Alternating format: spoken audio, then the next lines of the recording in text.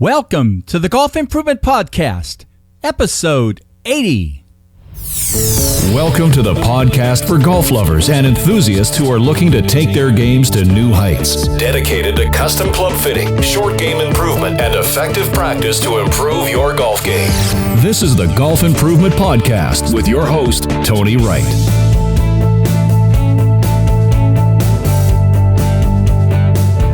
Hello, this is Tony Wright from Game Improvement Golf in Oak Ridge, Tennessee, with the Golf Improvement Podcast, dedicated to bringing you useful information on custom club fitting, short game improvement, and effective practice techniques to take your game to new heights. Well, it is good to have my voice back and to be recovered from the cold I had a few weeks ago. Today, I want to challenge you to do something, and that is for you to think about what is your personal putting story. How do you believe you putt and create your stroke? What do you do to create speed and speed control in your putting? How do you read greens? What are your mental beliefs about your putting? I can't tell you that it is easy to sort these things out for yourself. And maybe it'll take some time. But if you think about it, I'll bet you'll come up with some thoughts about why you do what you do. And if you can do this, and particularly if you're looking to get better at your putting, it's a great first step to help you enhance your ability to improve your putting and make more putts. Preston Combs from the Don Parsons Golf Academy in Santa Barbara, California, and I talked a lot in this interview about understanding your personal putting story. And I know you're going to enjoy what he shared with me and what he shares with you in this interview.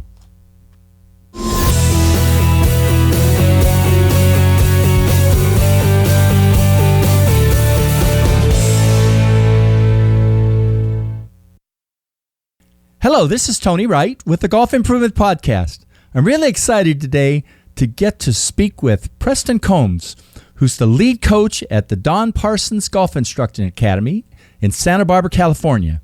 He specializes in putting and is the Western United States representative for Science in Motion Sports. And you listeners who have been part of this before know they produce products like the Sam Putt Lab and also the Sam Balance Lab. He's a certified Flat Stick Academy instructor under the mentorship of David Orr, and he's also a certified Aim Point green reading instructor. Well, Preston, welcome today. Tony, thanks for having me. Yeah.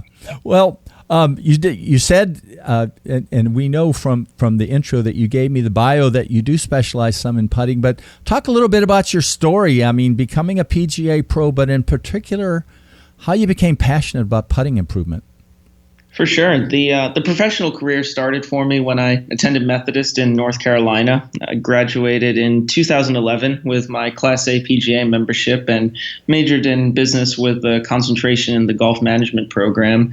But the real start for a short game for me goes way back to when I was a junior golfer, and Mom and Dad would drop me off at the public course, Mercer Oaks, in the morning, and had enough money for one bucket of balls, and then the rest of the day was chipping and putting. And the passion for short game was always something that I just embraced when I was a kid, and since then has felt like it's the area I'm most comfortable with when I'm able to work with players and help them improve their golf games. And that's really where that passion comes from. And since graduating college, I was fortunate enough to learn the Aim Point green reading system and get certified in that a few years thereafter. And that was step one, which was where to hit the putt.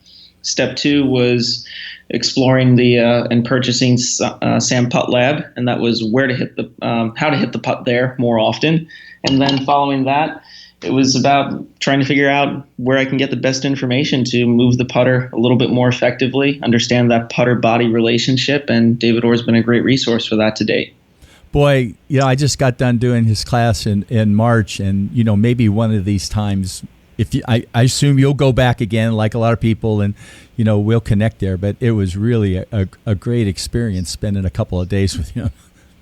I almost ended up going this past March, but December is the annual pilgrimage to Bowie's Creek, and not one I intend on missing for many years to come. Yeah, if I get a chance to do that, I'm going to do it too.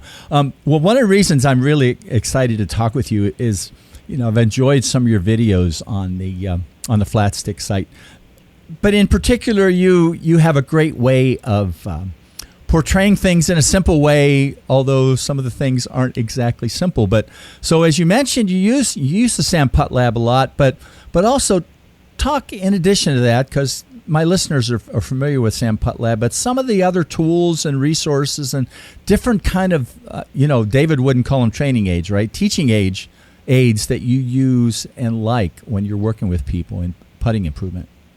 Oh, definitely. One of my favorites is the Vizio Me Putting template that comes from Harold Swatch Golf and developed by Harold and Phil Kenyon. And it really gives players a clear understanding as to what's coming next. I find that a lot of golfers that come into the putting studio have a concept of what they're trying to do or something that they've heard. They've heard it's straight back, straight through. They've heard it's a big arc. They've heard it's linear. They don't really always have a clear understanding of what that is. And the templates, one, gives me the ability to show them this is about the direction, the sweet spot of your putter should be traveling during the stroke.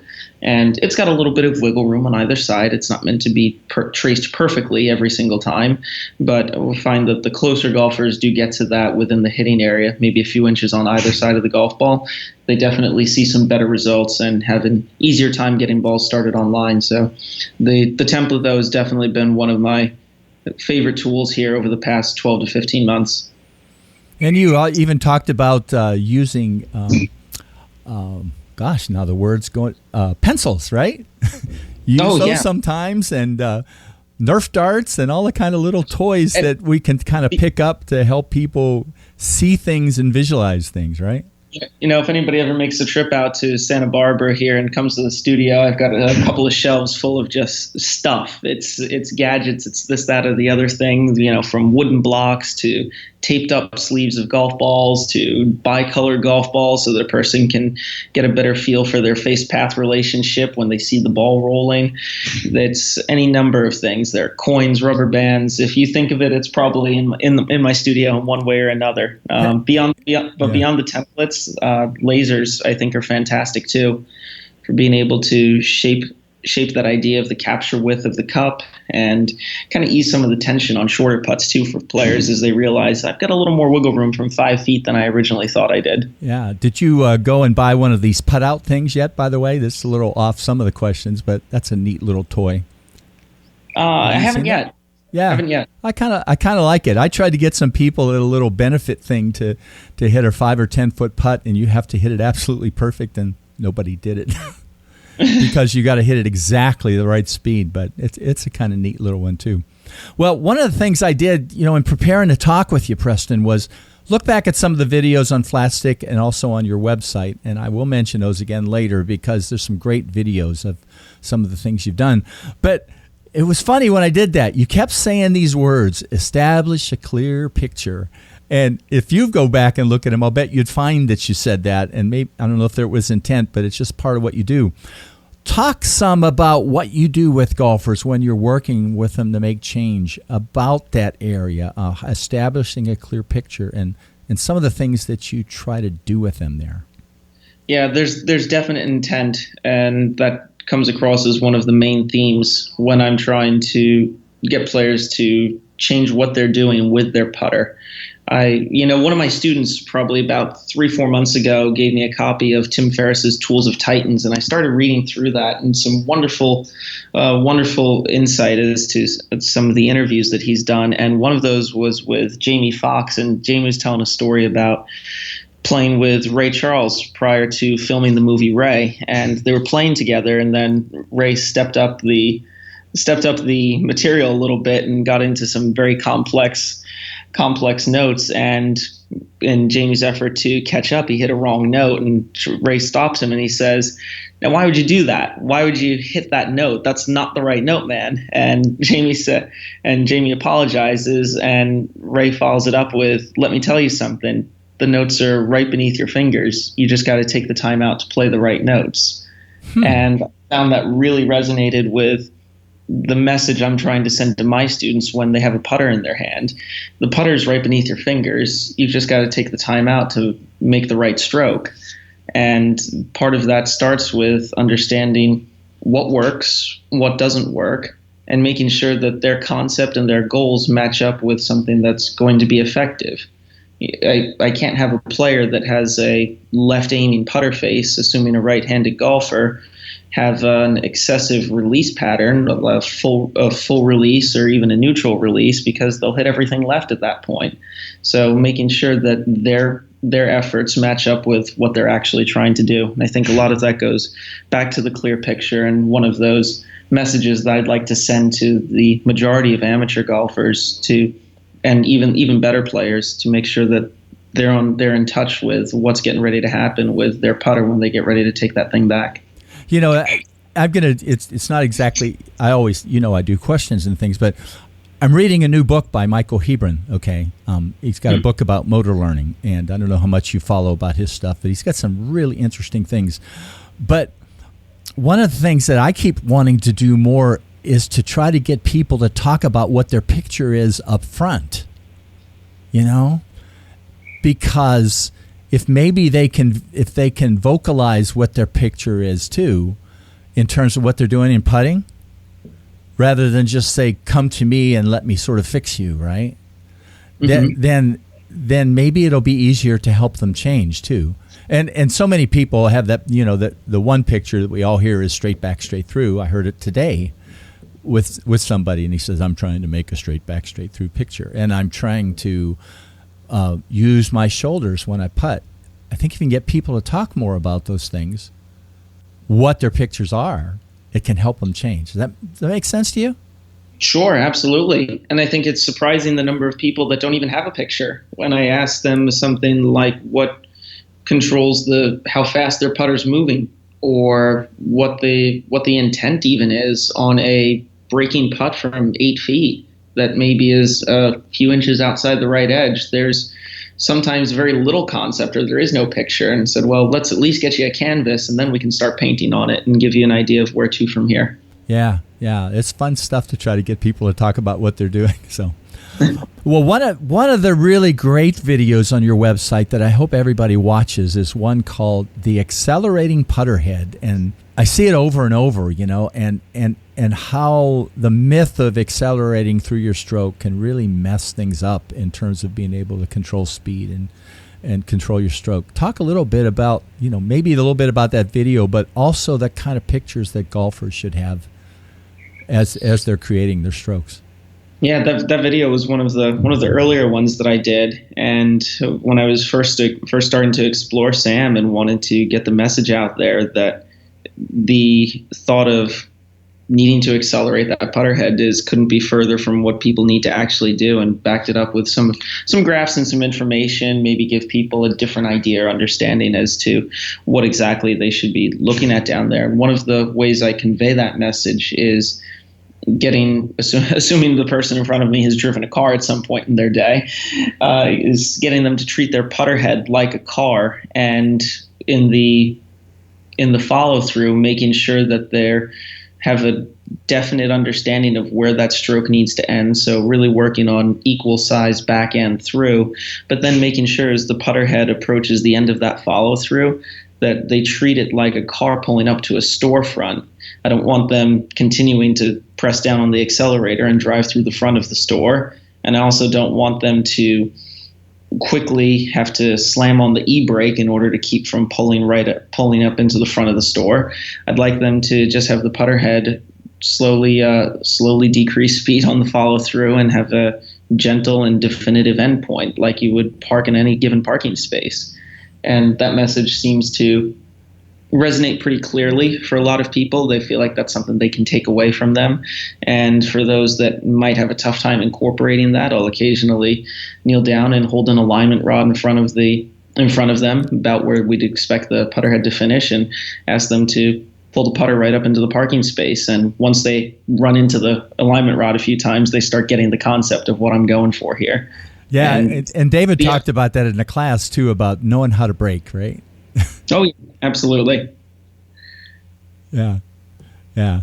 The alignment rod at the end is a great one. I mentioned before we started too, the guy I worked with today had some of this accelerating putter type behavior in his stroke. But talk a little bit about what that does for speed control for people too. I mean, can they really control their speed if they have that kind of stroke? Oh yeah, absolutely. It's a night and day difference between those that have too short a backstroke and then excessively long follow through. Trying to generate 40 feet worth of speed in a size of stroke that is maybe only meant to accommodate 12 or 15 feet is an evident challenge. And while some people say, I don't think I need any work on it, I don't need to change it, I control my speed well, if I start seeing little patterns inside of 12, 15 feet, especially if I notice that pattern in the acceleration and speed graphs on SAM, then I suggest, well, what if we extrapolated that 15-footer that you rolled about 3.5 feet by, and while that's okay because you make the comebacker the majority of the time, let's extrapolate that miss over 60, 70, 80 feet if you do have a long putt. Now what type of miss are we looking at? And more often than not, we see something that's less than desirable, I guess would be the most polite way to put it. Yeah, that's great. Now, one of the other things that, and I had a number of people that the mental side of their putting is maybe even more important than some of the mechanics, okay? That they have traumatic experiences somewhere. They have something that has really kept them from just kind of letting go and being confident. Talk a little bit about some of the things you do on the mental side with golfers in terms of their putting improvement. Boy, to quote Yoda from Star Wars, sometimes you must unlearn what you have learned. And boy, that's a hard one too, at least for me to get people to do that. That's definitely, the mental side is definitely a challenge. I think there's one student I've worked with out here for about 15 months now, and I couldn't be more proud of the change that he's made, going from otherwise, for lack of a better phrase, stone hands from anywhere on the putting green, and no touch, no concept, no feel, other than the fact that I haven't seen the ball go in from 5 feet, and probably not nearly enough times for as long as I've been playing golf, and I don't ever expect it to go in from 5 or 6 feet. And to be able to take somebody like that, show them that there is an avenue that you can take in order to improve, and he's put in the work necessary to make that change. And it goes back to defining that sense of personal reality. You are what you become, and you are the story that you keep telling yourself. And there's a lot of merit to that on the putting green. If he keeps telling himself that he's no good from 3 to 6 feet because he's either had coaches that have told him that and very explicitly told him that you'll never be good at putting, all the way to hearing that enough times and starting to believe it, that can do some serious damage. And I think it's the technique I use in order to help change that was instilling that sense of confidence. Do we have our tussles in the putting studio occasionally? Sure, absolutely. What instructor doesn't after working with somebody for an extended period of time? But we go back and forth, and then we meet in the middle ground, and we continue to make progress as time goes on. But yeah, getting a person to understand what that belief system is and make sense of the world around them at that point is really, really meaningful. And if I can help somebody make sense of what was otherwise a catastrophe and a weak part of their game, I think that's a huge step in the right direction. You've probably seen some people that almost like step back from their putts. I don't really sort of look at that. Maybe some people would look at that as a yip, but they make a stroke and it's like they're almost afraid of what's happening. But the words that you said that were so good, the story that you're telling yourself. So they have to understand what their own story is, don't they? Right? Sure. And sometimes you need to recognize what that story is. 2, you might have to unlearn that story and re-record the tape with something new. I treat it like gears on a clock. If you've had a lot of gears turning inside your head and they're all interrelated pieces, but if you remove one of those pieces, that changes your environment dramatically. and getting in a deep enough conversation with somebody to get them to realize how they think and what happens if they were to take a gear away from how they're thinking. Will the machine function better or worse? And kind of using that analogy to get them to try different things, explore new things, because we have the ability to provide measurable and tangible feedback, and that's a huge part of putting. And if all of a sudden if they can see that, hey, the stroke's not so bad, I'm getting balls started online, it's improving, that goes a long ways with the mental state. So they both go hand in hand. You need both. They have to work together, and I like to make sure that we don't have too many gears spinning all at once, but as long as enough turn the hands on the clock, we'll be in good shape. Yeah, that's a great explanation of that. One of the things, I did something about a week ago with somebody that was a little different. I mean, almost all the time I do sort of the 10-foot Sam Putt Lab stuff, right? You know, roughly 10-foot putts. But he said, hey, let's work on 5-foot things. And usually I don't set it up for both, but I did. And it was interesting that his stroke was a little bit different. But, you know, to me, that those length putts are just hugely important. I know it's almost an obvious thing, but sometimes translating some of the SAM information to me to the shorter putts is a little challenging, right? So I'm curious about how you go about that as you're working with people. And you know, one of the biggest things I see, for example, is people make huge backstrokes with shorter putts and do a lot of decel and controlling. But talk a little bit about, you know, how you're translating what you're doing in putting improvement to those shorter putts that people also get nervous about, right? Because they should make them, right?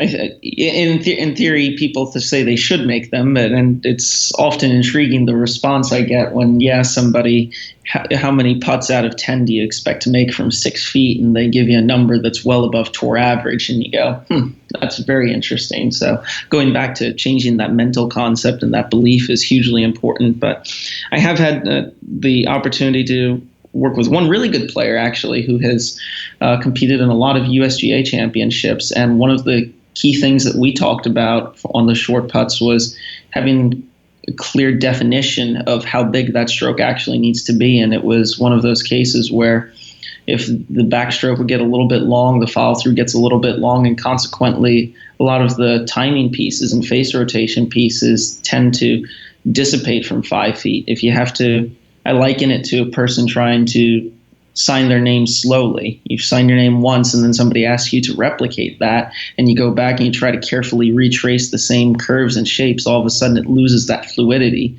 and that ability to look clean and crisp. Instead of the edges might look a little bit jagged and the curves might be a little bit more wobbly than we'd like to see. And something like that is pretty similar to putting strokes. If the stroke's too big and there isn't a clear definition of the pacing and the size of the stroke prior to getting over that golf ball, might not get exactly what you're looking for. It might be some sort of forgery. Yeah. People get anxious about those putts. So for sure, it's a huge deal. To me, practicing 5-footers and practicing 30-footers for a majority of golfers is almost the best way to go, you know. I think part of it is I'd like golfers to be really good inside of 8 feet. And that's where the tour number tips at about 50%. And I think that's attainable, since putting isn't a hugely athletic motion relative to hitting a 300-yard tee shot, but it certainly has its finer mechanical points. And if you can shape those mechanics and get somebody to ease off the anxiety and the tension. For example, I mentioned lasers earlier, and being able to set those up as a cone to show the width, the capture width of the cup, and get somebody to see that, you know, you may feel good about your 10 and 12 footers. You have no reason to not feel good about 3, 4, and 5 feet, because you have a greater margin of error in club face and from that distance. So if anything, it should be the other way around. Those should be the easy ones in your estimation. And if you're already good at controlling the putter face from 10 and 12 feet and getting balls started online, it doesn't necessarily have to be any different from 3 to 5 feet. Yeah, that's a great visual to give people. Well, I know that you have been engaged in some of the work that's going on with Sam Putt Lab and some of the upgrades. Can you talk a little bit about where that's going? I think something's coming out new fairly soon, isn't it? Yeah, in the next few weeks here, we're going to have the PuttLab 6 software coming out, and that's going to provide instructors with an opportunity to share more of the information with their students a little bit more succinctly.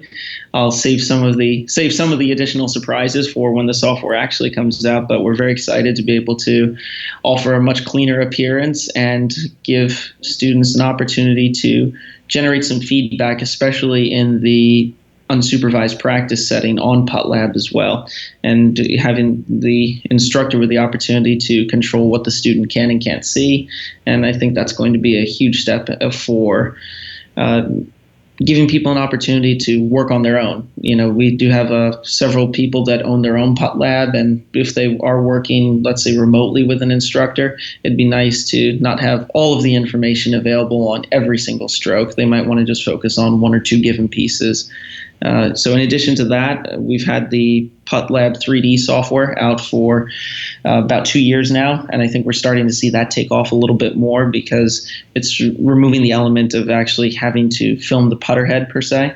Yeah. And instead, we can get a 3D rendering of the actual data. And again, going back to creating that picture for people. And I found myself, since I upgraded to the 3D software, showing people what their strokes looks like and explaining a couple of concepts rather than solely relying on just the numbers and the data and the report. Not everybody's a numbers person. And I think implementing that in conjunction with PuttLab 6 is going to be a pretty powerful tool for people. The 3D stuff, I've had it, I think, for 2 months now, and I should be kicking myself for not having it before then, because it is just a whole new world of being able to show people putting strokes, and then going back and looking at some of the people from the past and seeing things you hadn't seen. That it's a pretty amazing tool in SAM now. It's available. Oh, yeah, definitely. I think the fun part for me has been looking at students from days gone by before the 3D software came out, because as long as you have the original reporter training session, when you get the PuttLab software, you can look at the student's stroke from beforehand, even though you didn't collect the data at that time. And all of a sudden, I've started looking at guys that I worked with in the past, and I said, oh, this might have been the one little piece I could have tinkered with a bit differently, or might not have really observed that particular motion in the graph, but it's much easier to see the picture of it. So that's it's been a fun toy, and probably a lot later nights than I care to admit, but up late doing fun stuff like that's always good. Looking back at all the old data, huh? Oh yeah, absolutely. Yeah. For me as an instructor, hey, what could I have done differently or better for this person? And trying to definitely a little bit more insight when you actually see the putter in motion instead of just the static numbers. Yeah, neat stuff. Well, Preston, this was what I expected today. This has been a great interview, and thanks. I appreciate you taking the time. How about a few final words and, just whatever area you want to talk about in terms of putting improvement and things that maybe just a few simple things you think golfers should do to get a little better at their putting? The three things that make a ball go in are good read, good speed, and good direction. I think if players started shifting their focus to a little bit less theory-based and started going to a more practical approach as far as trying to identify how and why a ball goes in and which one of those three elements they need to improve upon the most, I think they'll find themselves in a much better situation. I've had players that have said, I don't make anything, yet they've got really great strokes that just don't have any concept of being able to read a green well. Or as somebody that gets the thing started online more than their fair share, and the speed isn't quite there, being able to shape that up, or being able to manage the start line in the first place. And I think if people focus more on which one of those three areas needs the most work, there's definitely great information out there, whether it be from a flat stick certified instructor to an aim point green reading instructor. You've got a lot of avenues and opportunities out there to take advantage of lower scores and the opportunity that 8-footers do in fact give you. That doesn't have to be a uphill battle. It should be seen as an opportunity to make some progress and start shooting lower scores. Do you think people overestimate how good they are at green reading? I mean, let's just take sort of a, maybe a 8 to 15 handicap person. You think the majority of them kind of think they're better than they are, or don't think it's that big a deal? Both of those. Resounding yes to the first one, and I think it's underestimated a fair amount. I don't have a big enough population or sample size to confirm that, but I think it's very, very interesting to see how many people think they have a good handle on it and may miss some basic concepts about, for example, which putt breaks more, an uphill putt or a downhill putt. And if they're getting that concept wrong, I don't think they're putting on too many flat putting greens, so I wish them good luck. Well, that's a great way to end today. So Preston, your website is yourpargolf.com. I'll put some links to that in the show notes. And really, when I do the show notes make sure people know to look at some of the videos there. Hey, we might do this again sometime. I mean, when I created the questions, I thought, well, I could ask this, I could ask that, I could ask that. But, there's kind of a limited amount of time. So there's a lot of areas we could have touched that we didn't. But I really appreciate you taking the time today to talk with me and with my listeners. So thanks a lot. Tony, of course, wouldn't miss it. Thank you for having me, and looking forward to the next go-around. All right. Take care. www.gameimprovementgolf.com.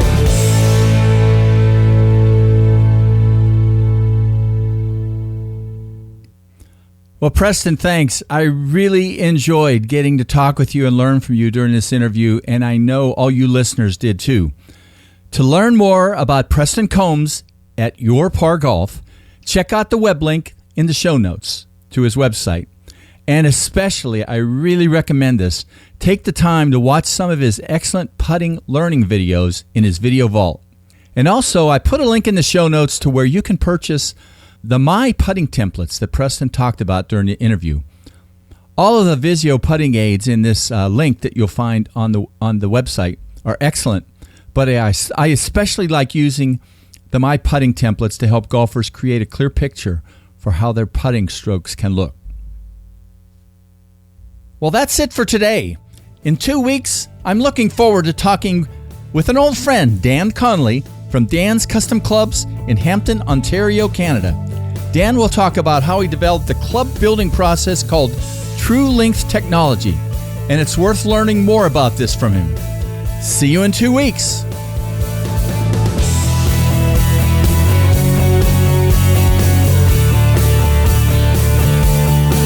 Game Improvement Golf, your source of information and inspiration to become an exceptional golfer now. www.gameimprovementgolf.com